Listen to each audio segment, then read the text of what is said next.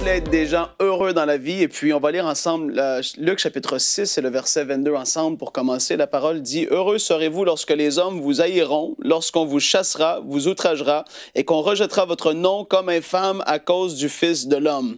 Réjouissez-vous en ce jour-là et tressaillez d'allégresse parce que votre récompense sera grande dans le ciel, car c'est ainsi que leurs pères traitèrent les prophètes. » Et donc là, aujourd'hui, je veux vous apporter la pensée que c'est tellement important d'aller dans la présence de Dieu pour se ressourcer et d'être rempli de la joie du Seigneur. Et en fait, beaucoup de gens vivent leur vie beaucoup trop focalisés sur ce qu'ils vivent actuellement dans la dimension naturelle dans laquelle on vit, et c'est normal, on vit comme ça.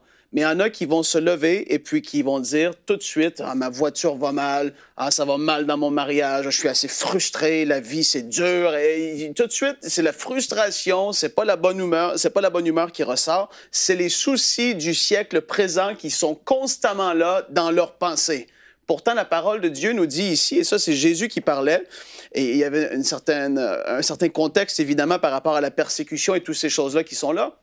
Mais qu'est-ce qu'il leur dit? C'est « Réjouissez-vous en ces jours-là et tressaillez d'allégresse parce que votre récompense sera grande dans le ciel. » Et ici, il nous dit « Ayez les yeux fixés pas sur les choses seulement de la terre, mais ayez les yeux fixés sur les choses du ciel, les choses qui sont devant vous. » Et quand tu es dans la présence de Dieu, évidemment, tu es là et tu passes du temps avec lui. C'est vrai que tu viens qu'à te focaliser beaucoup plus sur les choses éternelles, sur les choses qui sont à venir, sur les choses que Dieu t'appelle à faire, sur sa bonté, sur sa grâce, sur sa grandeur, que sur les choses qui vont mal tout autour de toi.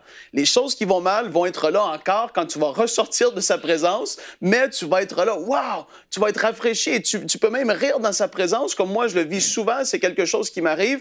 Le Saint-Esprit te remplit et tu te mets juste à rire dans sa présence. Et ça fait tellement de bien. Et pourtant, peu de gens connaissent cette dimension-là dans l'intimité avec le Seigneur. Ils pensent que c'est juste pour aller soit déverser leur cœur de tous les problèmes qui sont là, au lieu d'aller dans sa présence et de ressortir, comme la Bible nous dit, que la joie du Seigneur, c'est notre force. Et il veut te remplir de sa joie. Fait que quand tu vas dans la présence de Dieu, comme je l'ai dit, l'apôtre Paul et tous les apôtres dans les Actes et dans les Épîtres, qu'est-ce qu'on peut lire aussi, ils continuellement se rappelaient des choses qui étaient éternelles, des choses qui n'étaient pas seulement terrestres, malgré qu'ils vivaient des difficultés, mais ils avaient les yeux fixés sur les choses qui étaient à venir et ils étaient tellement heureux. Fait qu'aujourd'hui, arrête de seulement te plaindre, si c'est ton cas, et au lieu, va dans la présence de Dieu et va te ressourcer, va dans sa présence et commence à lui dire, et même tu peux lui dire, Seigneur, j'ai besoin de rire aujourd'hui, et commence à le faire naturellement, et tu vas voir, tu peux commencer à rire dans l'esprit tout simplement. Et c'est tellement agréable, je veux t'encourager à le faire dès aujourd'hui parce qu'il y a beaucoup trop de chrétiens frustrés. Alléluia! Retrouvez la suite de ce programme dans l'émission Bonjour chez vous sur ENCI TV.